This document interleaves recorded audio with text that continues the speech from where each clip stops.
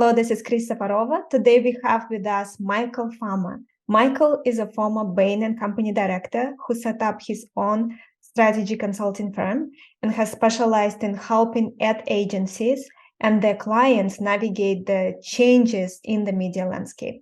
Michael is also an author of 2 books, Madison Avenue Manslaughter and Madison Avenue Makeover.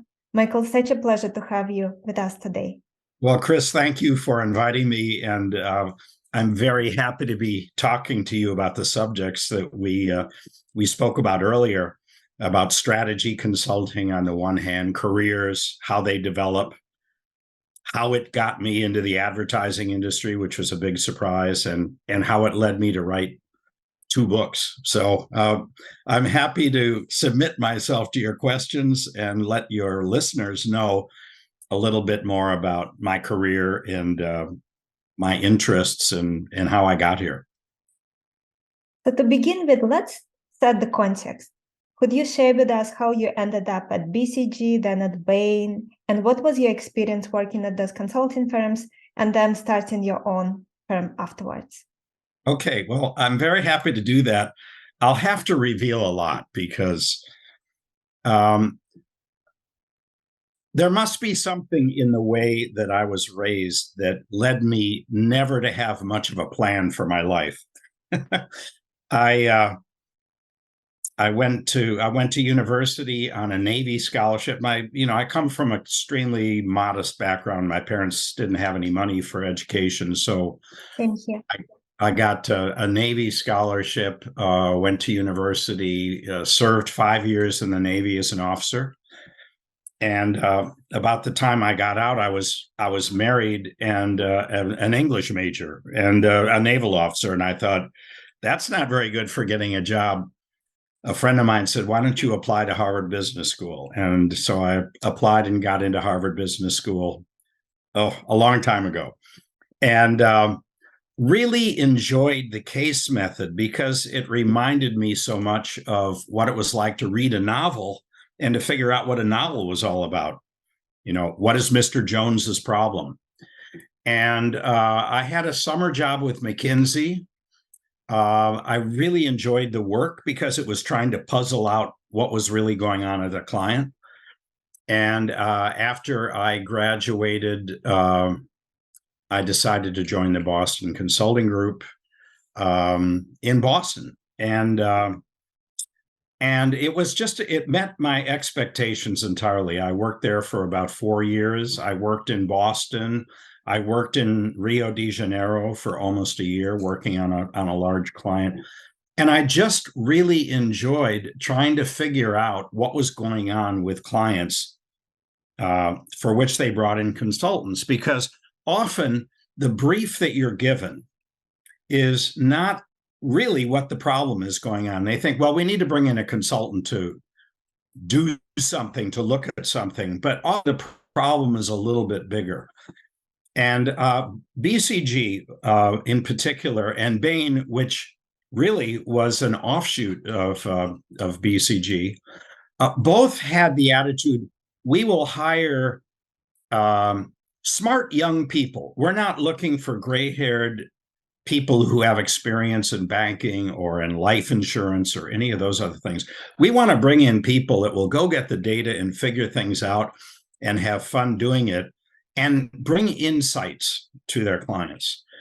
And so because I knew nothing, I'd been in the Navy for 5 years and I was an English major and I had an MBA. I didn't know anything. So I really fell into that approach. Really enjoyed it and discovered throughout all the different clients that I had at BCG that there was always something bigger that you could find out that would bring insights to the client about what the real problem was they needed solving. I was very tired after my year in Brazil. We had to work in Portuguese, and I didn't speak Portuguese, but I had to learn it in 2 months, like all of us on the case. That is so hard. We were somewhat misled about how many people in our client spoke English. The top 12 directors of our clients spoke English, and no one else did. So since we were getting data out of computer systems, we had to talk to the IT people. It was before PCs or Macs. And we had to negotiate, getting computer time to run our analyses. That all had to be done in Portuguese. I was really tired. So I left Boston Consulting. I took a job as a dean at one of the graduate schools at Harvard, and I did that for a few years. And then I got itchy, and Bain and Company was up and coming. I knew the people there, and so I joined them in Boston and worked for 3 years in Boston before they asked me if I would move to London, where we had only 30 people, and lead a big study.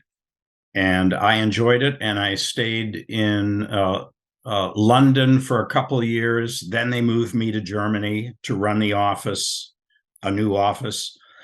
And after 2 years there, I started a French office with a big client, and then later on came back to run the UK, which had by that time about 300 consultants. They went from 30 to 300 in a very short period of time.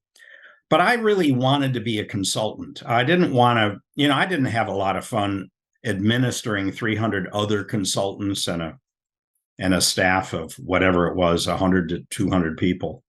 That's not why you went into consulting. Yeah. So, well, I left and started my own firm in 1990. And in 1992, I got a call from Martin Sorrell, who said he wanted to introduce me to the head of Ogilvy and in London. And that was done. And at the time, in 1992, I was told, we've been bought by WPP. We're not making enough money. We've done everything that we can to figure out how to become more profitable. Nothing seems to work. We think we need a strategy consultant to look at our organization and what's going on. To me, it was just another client. Although admittedly, I knew probably less about the advertising industry than I might have known about chemical manufacturing or glass making or automotive, assembly and other things that I had done at BCG and Bain. So I said, sure, why don't we go about it this way? I will pretend that you are a factory that makes ads, and that I will analyze you in the same way that I would analyze a factory. How does that sound?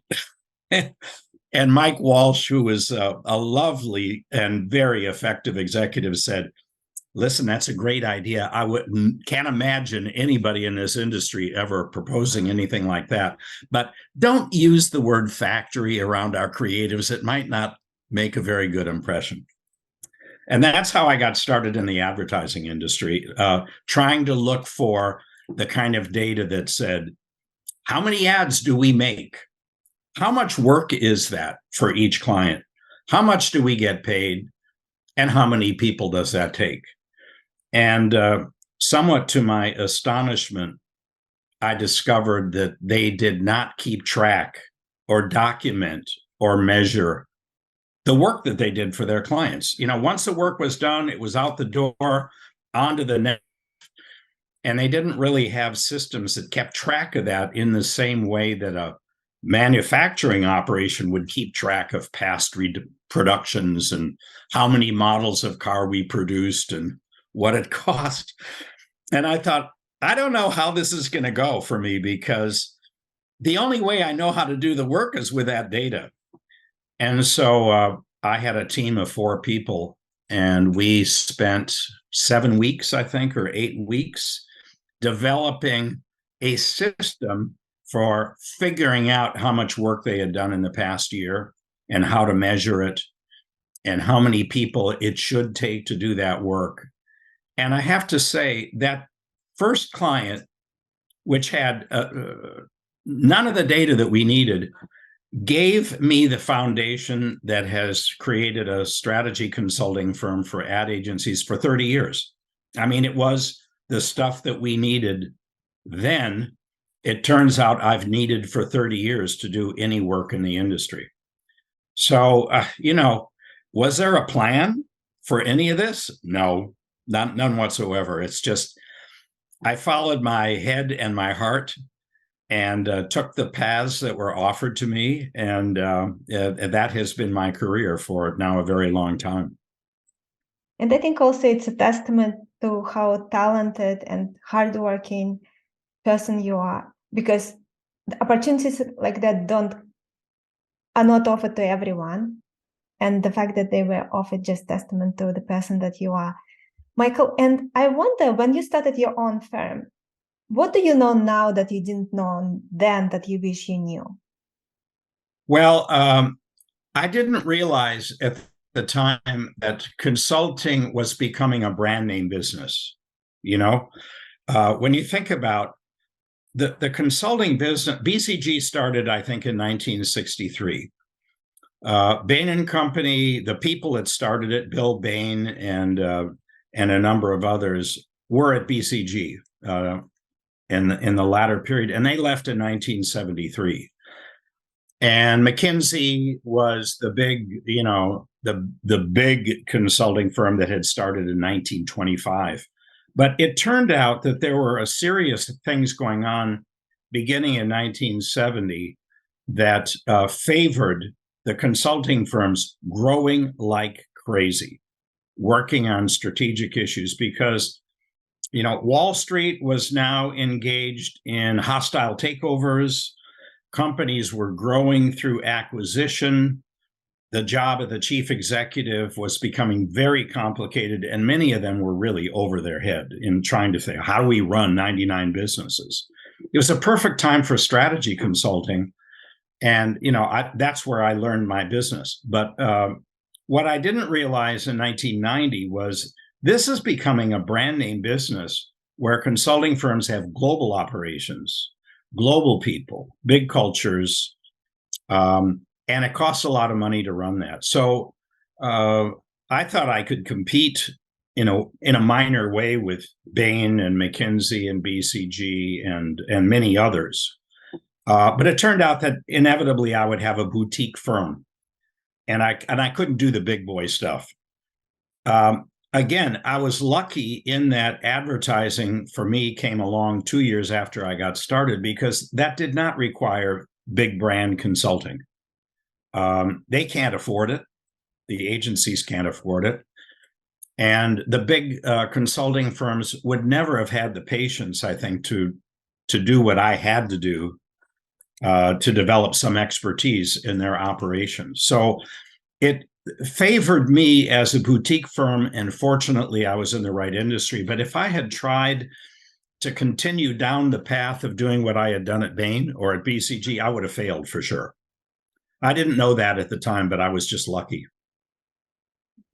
I think you were more than lucky. You said something very kind about me, about my capabilities and all that. What I want to communicate, Chris, is that I was mostly scared most of the time that I would fail, or I would do a bad job, or I wouldn't understand my clients and I would give bad recommendations, or I wouldn't be able to figure things out at all. So listen, there's luck, there's skill, and there's fear. And those things are in, a certain proportion. But I definitely was scared a lot of the time, I must say. And that fear is actually very common for high performers. That's what makes them high performers. Yes, I think, I think that if for whatever reason you want to do a perfect job, and that probably started when I was 5 years old at home. If you want to do a perfect job, you're going to be afraid a lot of the time, because the world is not structured to let people do perfect work. Not at all. I mean, the world is a really messy place. Data are messy. People have different opinions about things. It's very hard to find a path. And if you're a bit of a perfectionist and an analyst, you're going to have to work very hard to get the right data. In addition, it's very easy to go down the wrong path if you have a hypothesis that is not correct and gather the wrong data and come to different conclusions. That's another thing that goes on. So you have to assure yourself that what you are doing matches a good hypothesis, Very true. Michael, and you're a rare person that worked for McKinsey, BCG, and Bain. How would you compare experience working for each firm? Oh, then the McKinsey thing was a summer job.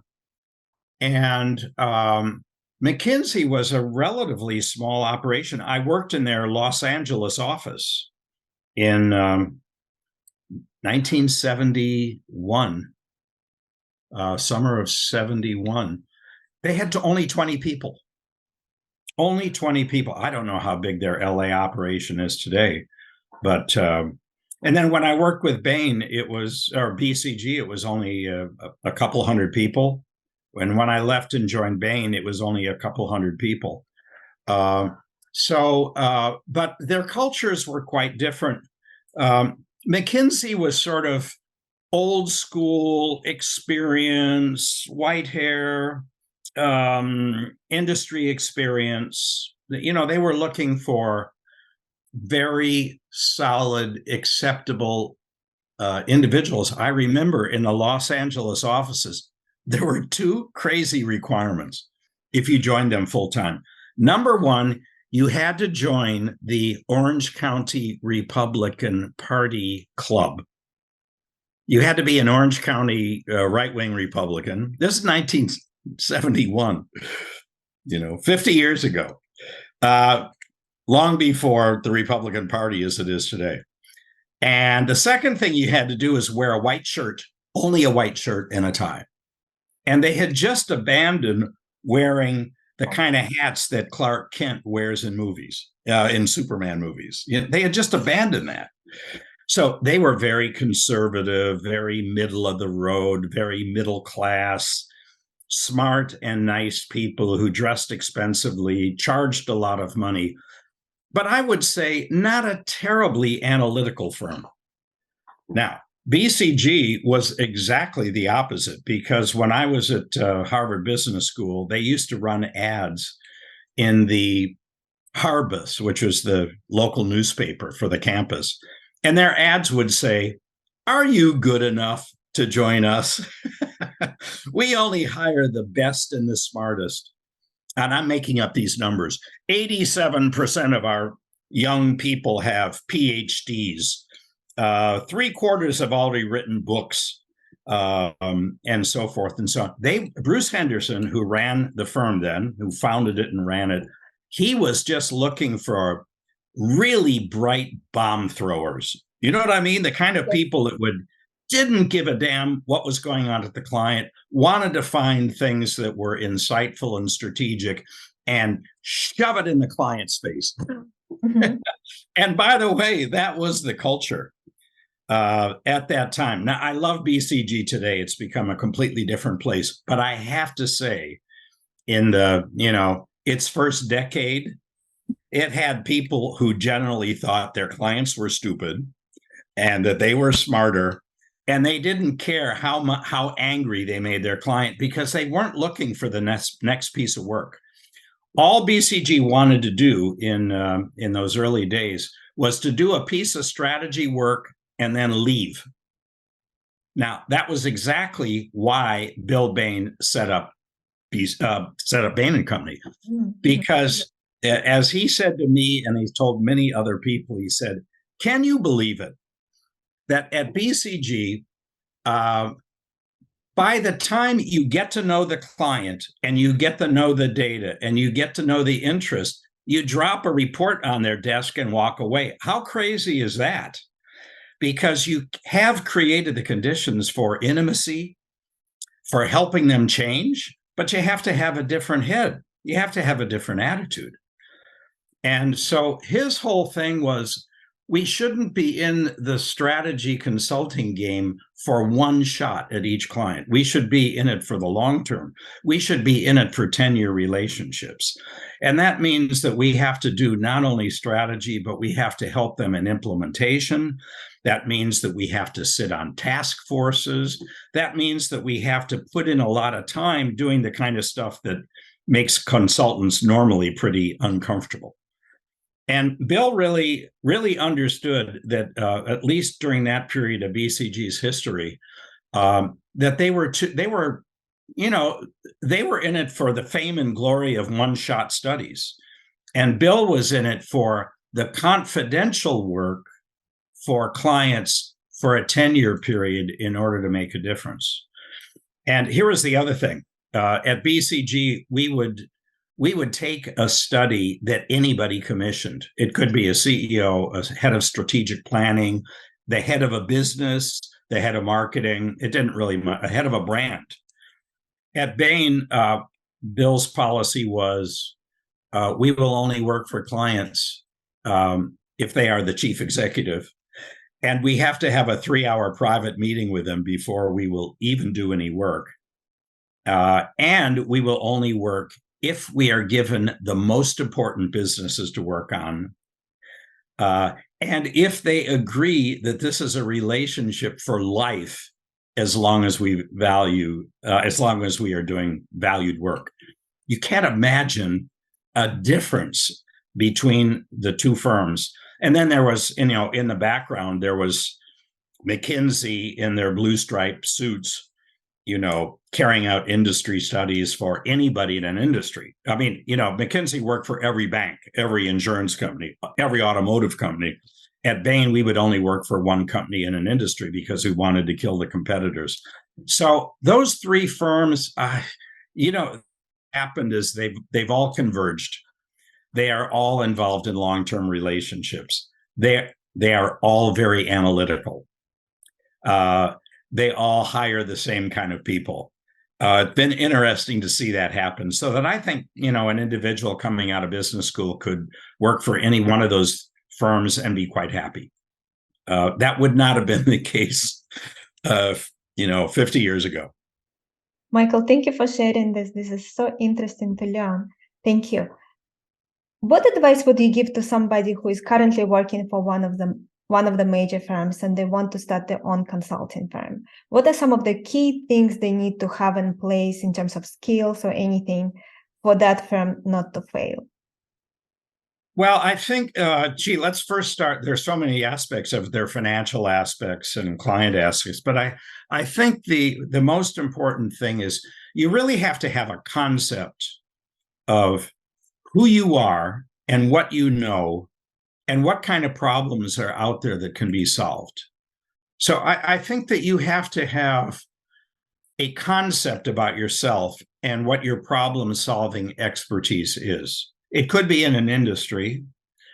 It could be in a technology. If it were today, someone might say, something, I see huge opportunities in artificial intelligence. I think it's going to shake up the world.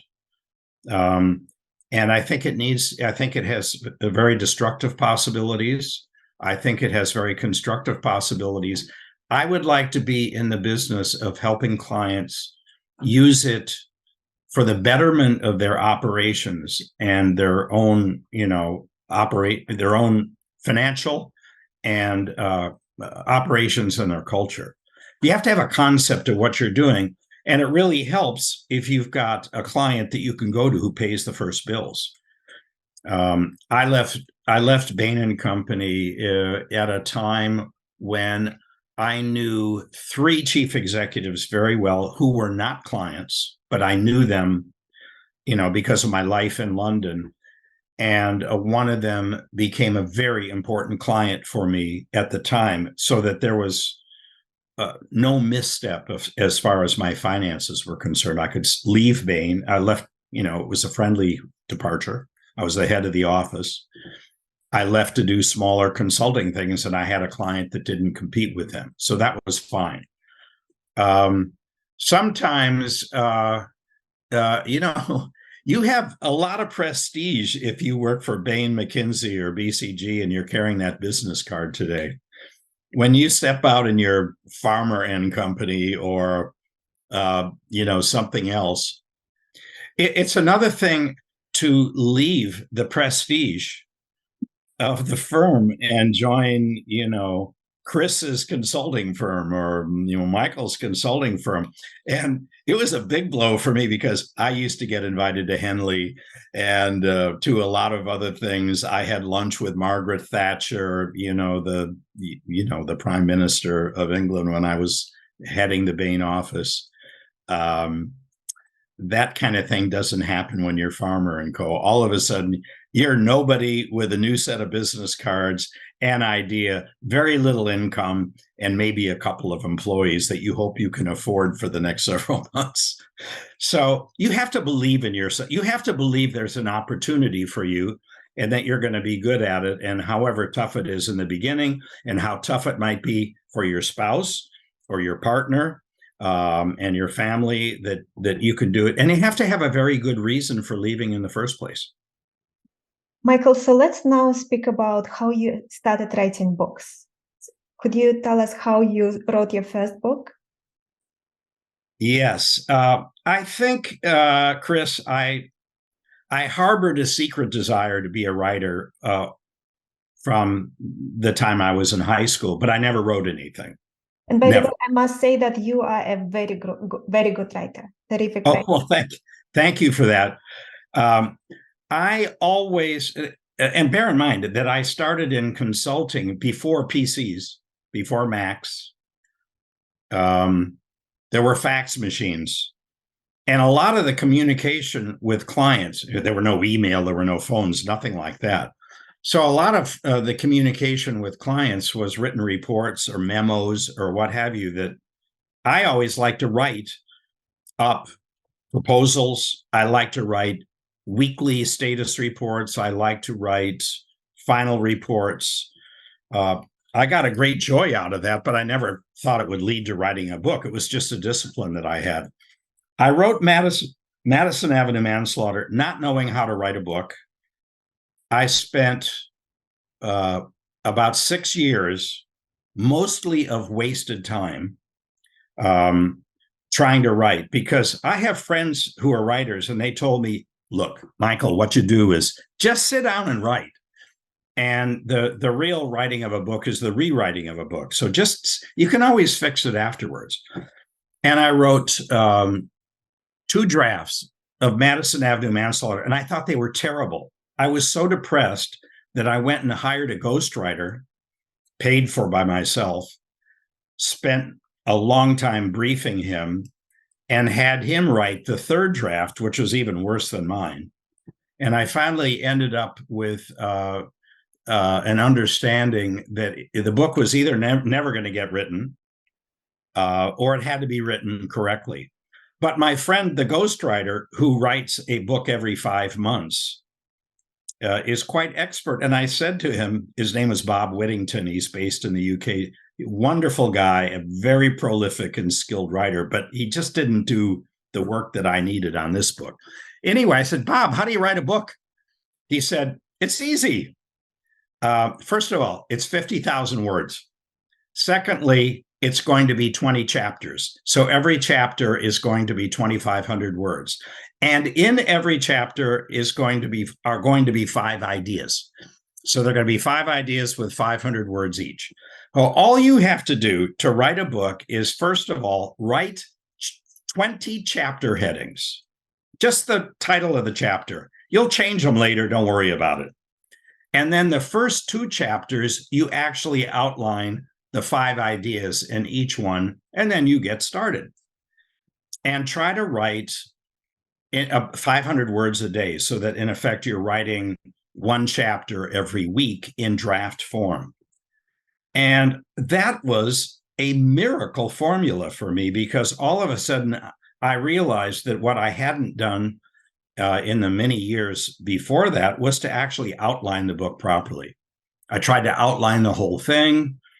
I then tried to just write, and it didn't work. So I found out that writing a chapter at a time, 500 words a day, really worked. And I finished the book I finished it in less than a year. And it had very little editing. When I came to Madison Avenue Makeover, my latest book, it was a very different type of book, because I was a fly on the wall in tracking an agency's transformation. I was sitting in on management meetings, recording meetings, interviewing people.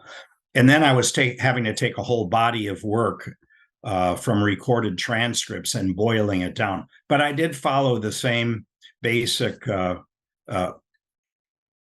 idea and structure, even though it didn't end up being 20 chapters, nor did Madison Avenue Manslaughter, which has 15 or 16. Anyway, I wrote the first book because I was so frustrated with the industry. I felt that I had been working for 25 years, 20 to 25 years in the industry. I hadn't made a lot of impact in the way people were dealing with their scopes of work. And I thought, I need a broader platform. I need a book. And so I took the burning desire to write a book, and I ended up taking Bob Whittington's formula and then using it to write the book. And then I illustrated it with New Yorker cartoons, which really helped, made it more fun. And that was it. And, once you've done one book, you have the confidence that you can do a second one, and it doesn't feel so scary at all. A lot of people want to write books. I was also fueled by a book by a woman who wrote it called Julia Cameron, called The Artist's Way. And Julia has written this bestseller, The Artist's Way, which speaks to people that have a sort of a creative urge, but just can't get started. And she said, it's because you're inhibiting yourself. In The Artist's Way, she recommends a number of exercises that you do to unbottle yourself. And one of them is to write what she calls morning pages. You get up in the morning, you get a cup of coffee, you open up a notebook, you write 3 pages of anything, but it must be 3 pages. And when you're done with 3 pages, you never look at it again, and you do it every day. And you write whatever is on your mind. It's, a little bit like a journal, but it doesn't have to be a diary. And I now have done, I'm going to look, I am working on my 14th volume of morning notes. Each volume has about 380 pages. I count it as over 1 million words of stuff that keeps me unbottled. So I do that every morning before I start my 500 words a day writing. That's how I do it. And I think, as I'm getting older, that really what I want to do in life is enough consulting to keep life interesting, and always be working on a writing project of one type or another. So let's talk a little bit about your new book. It has such an interesting origin story, because you were at a beach club, and then you got a call from Matt Baxter, who was a new CEO of Huge, an ad agency, and then you started this incredible project for 13 months. What were some things? No, go ahead, please. Well, I wanted to ask you, what were some things that really surprised you as you went through that project? Well, it was, and even today now, long after we kicked this off, I was so surprised that this came out of the blue. I didn't know, I had never met Matt directly. I had emailed back and forth with him. He had introduced me to one of his executives at Initiative, and I had done consulting there for a while. And then when he moved over to Huge, I sent him a simple note of congratulation and heard back from him. But then to get a phone call, in July, in the middle of COVID, on a Friday, late in the day, 4:30, 5 o'clock, when I was at the beach, saying, I've got a writing project for you if you're interested. And I thought maybe he was talking about a speech. I had no idea. And no, he was really talking about a book. And the astonishing thing was that he was 1 month into his job. He was a media executive, having taken over a creative agency for the first time. It was in the middle of COVID, and he had hardly spent any face-to-face time with anybody because of the isolation. And it was a global operation. So what I found astonishing is that he was willing to hire someone, or give them, I won't say hire, he was willing to give someone the opportunity to write a completely independent book when he didn't have a plan as yet. his plan was, I'm going to transform this agency in many respects along some of the lines that you've outlined in Madison Avenue Manslaughter. But Huge is not a typical creative agency, so he couldn't follow my blueprint at all. So even looking back on it, I say, I'm not sure why Matt wanted this book. This is not a vanity project for him, because he told me, I want you to write about the good, the bad, and the ugly. And when he saw an early version of the book, there were lots of things he wanted me to take out that he felt were too flattering about his leadership style. And he said, this is really about what my organization has achieved, not me. So it wasn't a vanity project either. I know Matt quite well now after, a couple of years, and I still think I don't know the man entirely. He's a risk taker. He's very smart. He's very insightful, and I think he's a visionary.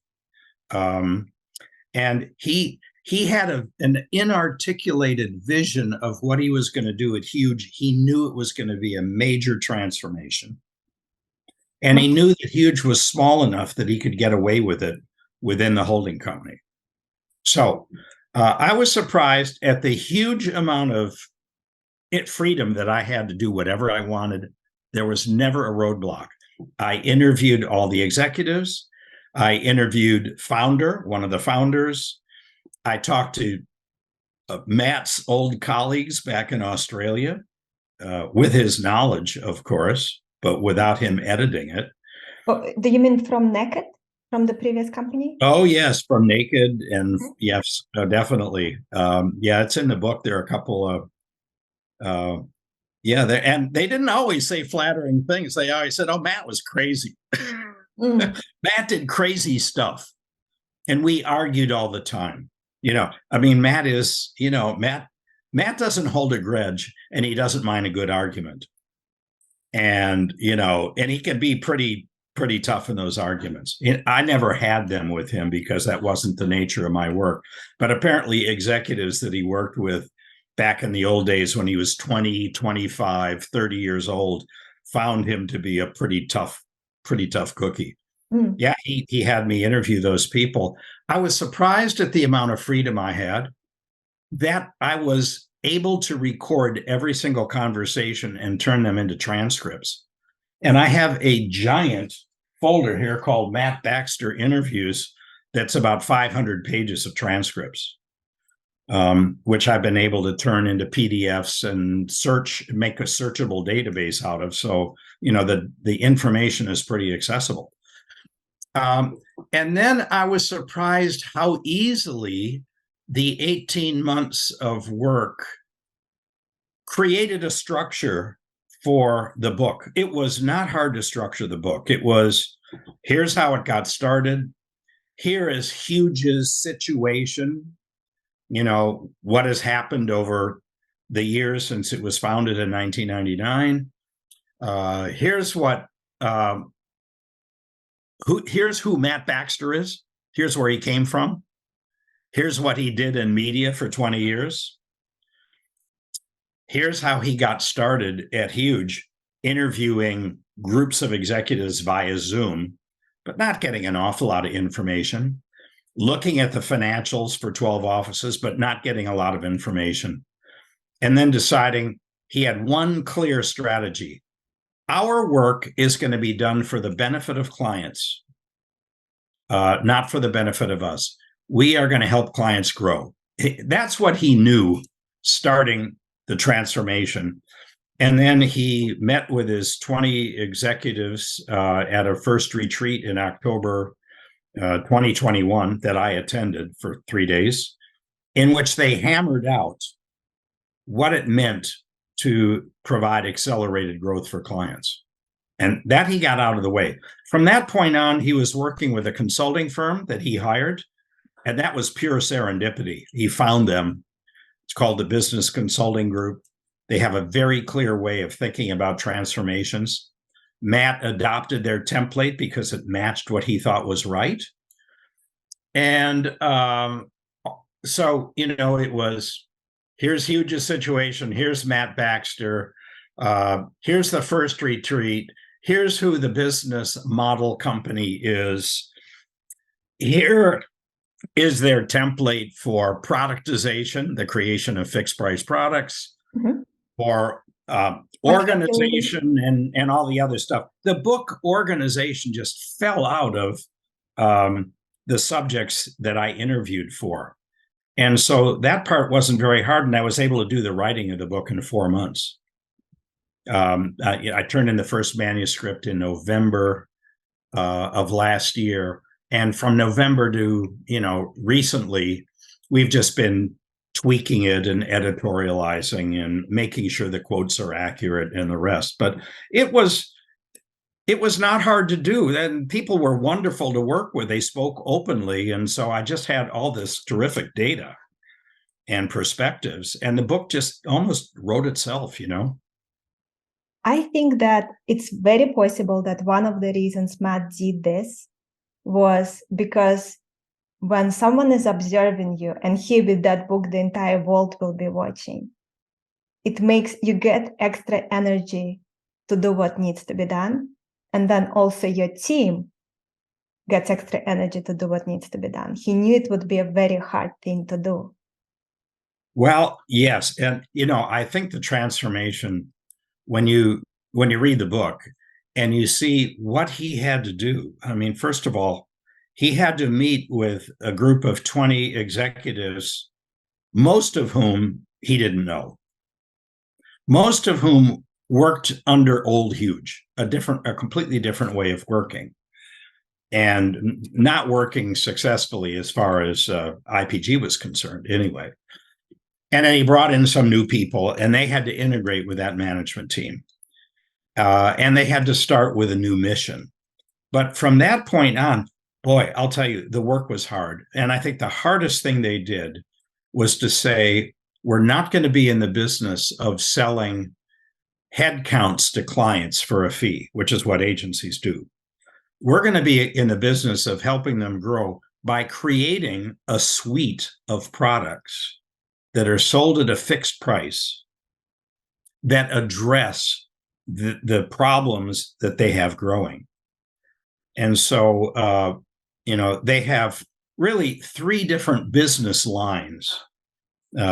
They call it experience transformation, which means making all of our systems work better for the benefit of customers and users, the web in particular. So the web can be more effective. That's called experience transformation. A good experience for customers, a good experience for our own employees. Smooth like Amazon is smooth, if you know what I mean. But there probably isn't a better example in the world of a company that makes it easy to part with your money and get the products very quickly.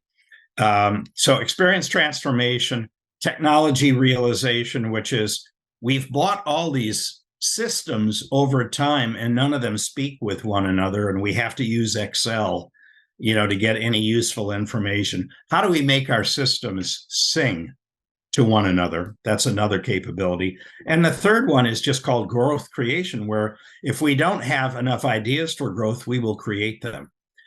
And Matt and his management team and TBMC, the consulting firm, set about to create 45 brand new products that addressed those 3 doors, as they called them. The customers will come through 3 different doors to Huge, and each door will have 15 fixed price products that we will sell to them to address their performance problems.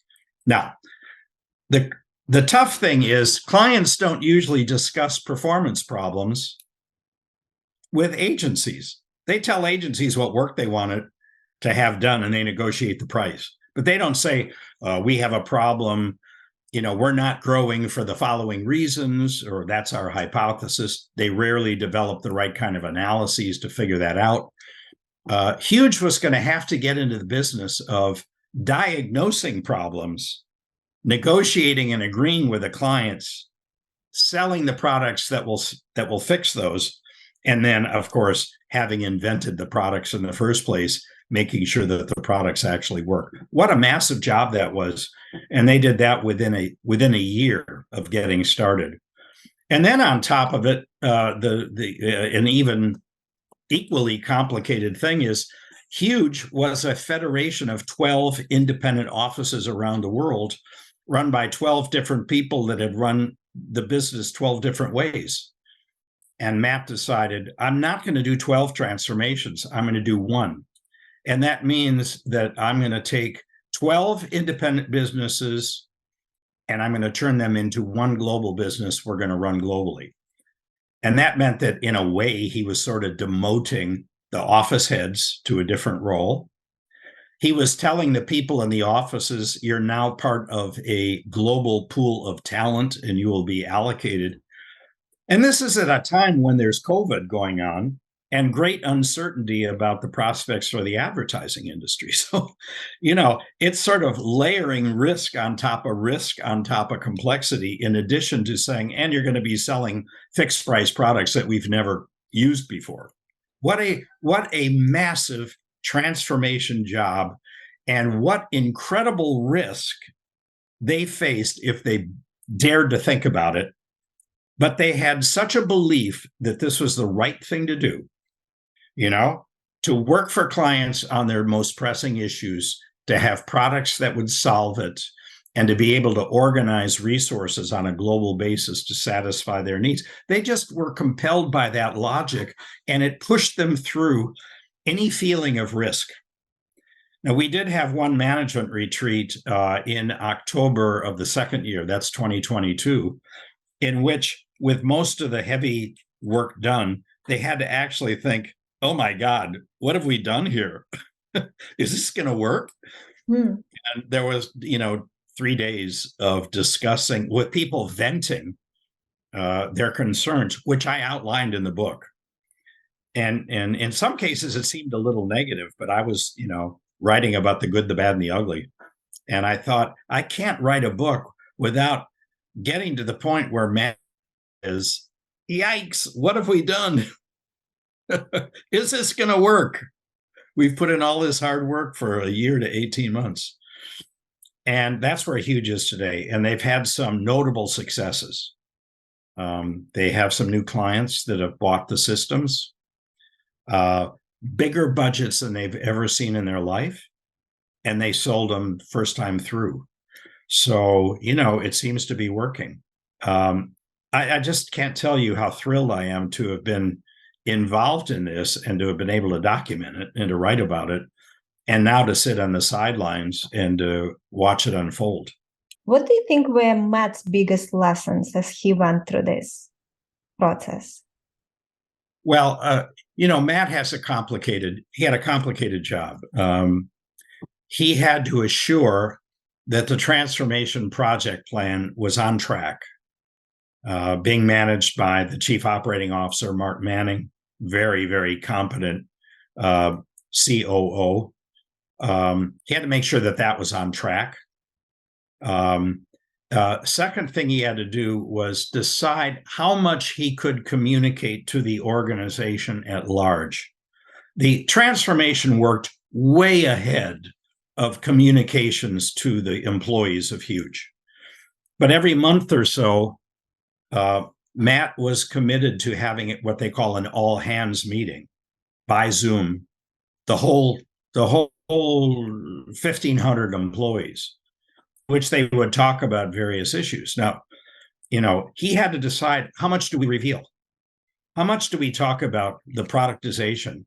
Certainly, how much do we talk about reorganization? People are already anxious. New CEO, fifth one in 4 years. COVID, remote working. The head of creative left after the first retreat. And creative was over 300 people. So there was a lot of uncertainty. And that was to communicate with the client at large, I should say the agency at large, was a fraughtful, I'd say. They had a lot of decisions to make about what to say and how to say it and how to illustrate it. And then let's not forget that he is running a business for IPG. And when you are an agency working for a holding company, you have to deliver your numbers. You have to deliver sales growth. You have to deliver profitability. And your bonuses, and the bonuses for everyone, are based on that performance. Well, the years that Matt was on board, he had to deliver numbers in 2021, 6 months after he joined, and he had to deliver full year 2022. And he wasn't running an ordinary organization. He was running a hybrid organization that had transformation going on, which was a massive distraction, and a business that was going on in the face of COVID and economic uncertainty. So he had a lot on his plate, more than he would share with me, but he always seemed to be upbeat, optimistic, cheerful, positive, and absolutely believing in the wisdom of the project that they were engaged in. And as far as what I was doing, I guess he trusted me because he never asked any questions about how's it coming and is there anything you can show me? I mean, that wasn't the nature of our relationship. I felt more an obligation to tell him, what I was doing, not what I was finding, but where I was in the project and when I could start writing and when I was going to finish. I think he wanted to know that I was going to meet my deadlines by the end of last year. So, he's a young guy. He's 45 years old, born in 1978. This is his first creative agency, and he's done something that I have not seen done in my 30 years of consulting to the industry. So imagine how unique it is. I just honestly hope, Chris, that my book is up to the quality of what I observed, and you never know that. I don't know if I've fully captured the complexity of the transformation and of the kind of leadership that this required, not only by Matt, but by the management team. So I just hope the book is up to it, because I have such a huge respect for the job they did. I think the book is very well written. I think you did an incredible job with this book. I don't know. I have distributed only a few copies to the management, and I haven't heard anything back yet. So, and Matt, of course, has read it. So I think that in the next month, who knows what I'm going to hear. Like, I thought you were writing about our transformation. This is completely different. No, I think I did an accurate job as far as I could see it, but who knows what it looks like from the inside out.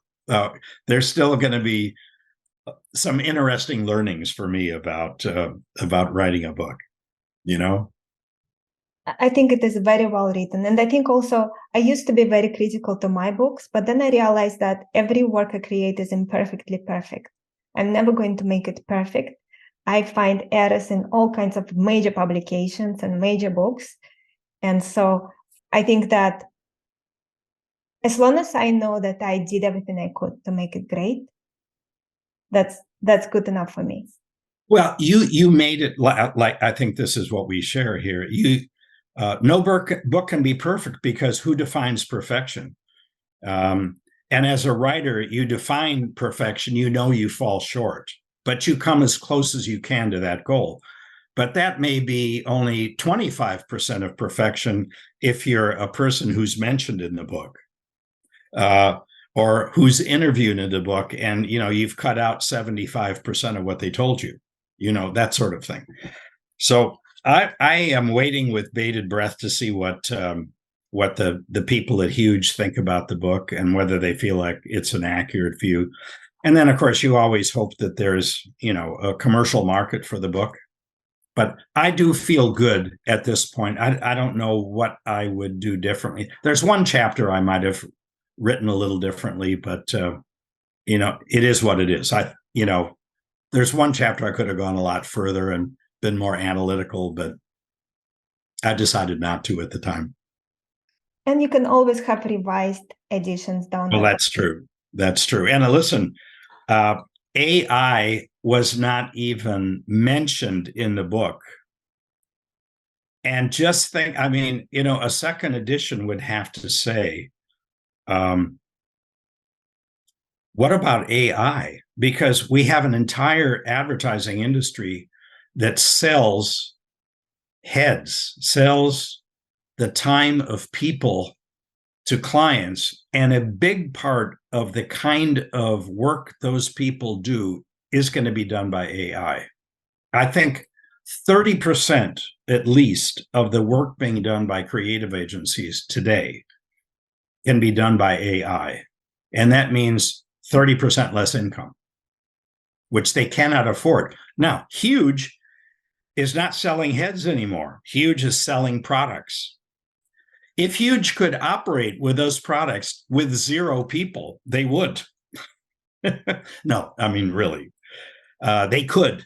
They would still make money. But that's not true for the rest of the industry. So the funny thing is, AI has come in and it is going to accelerate the need for transformation for the way agencies make their money. And it's going to make Matt look very smart to have done this before AI came in, because I know, and I've been told, that Huge is making a major investment in an AI capability because it is not going to threaten their business model whatsoever. If anything, it'll improve their business model. So, a second edition of Madison Avenue Makeover would certainly talk about whatever Huge does with AI, where they came out with some of their new clients, and how the rest of the industry responded to Huge's initiative, if at all, and how the holding companies dealt with it. Because even Interpublic Group, which owns Huge and has been very supportive of it, probably holds its breath when it's asked, is McCann going to do the same thing? Because McCann is multiple times the size of Huge. Or is FCB going to do it or not? And is Philippe Krakowski, as the CEO of Interpublic, going to take some of the lessons from Huge and apply it to the rest of his portfolio? Or is he going to say, we're the kind of holding company where every agency can do what it wants to do as long as they deliver their numbers? So all of those are uncertainties. Certainly a second edition, which could be done, I would say, in 2025, is a possibility. We'll know a lot in 2025, I'm sure. Very true. Very true. Michael, this is a great place to end this session. Before we do that, is there anything else you want to share? Maybe some question you wanted me to ask, I didn't ask? And then where can listeners find you, where they can get the book? Oh, fine. Well, gee, you've done a great job organizing. I knew a little bit about what you were going to ask me, and you've given me the opportunity to talk at great length, Chris. So I appreciate it. It's rare to feel comfortable in a session like this with an interviewer and be able to just keep talking. I'm sorry if I talk too much. No, I can listen to you all day. Oh, okay, fine. Well, and the book is it's already listed on Amazon for publication in June or July. I'm not sure in the States. It comes out earlier in the UK than it does here. And I'm always available at Farmer and Company, LLC. The website is www.farmerandco, FARMERANDCO.com. And my email is mfarmer@farmerandco.com. Always happy to, hear from readers. I'm on LinkedIn. I do a Substack article under the heading C-Suite Blues, as if it were as if they were musicians.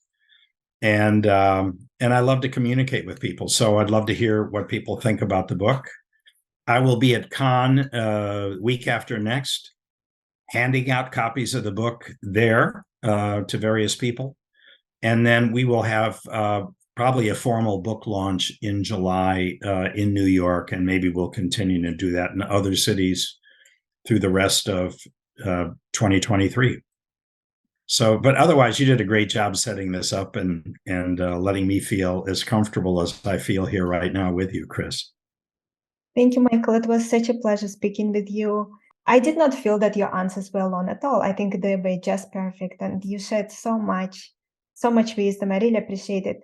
Thank you for all the work you are doing. I wish we could have more time to speak because I can feel there's so many things we can discuss, but thank you for making this time. Congratulations on the book. I really enjoyed reading it. I recommend for everyone listening to check it out. It's a really good book. It's called Madison Avenue Makeover. And I'm looking forward to see you all guys in the next session. Bye, everyone. Well, thank you, Chris. Bye-bye, everyone.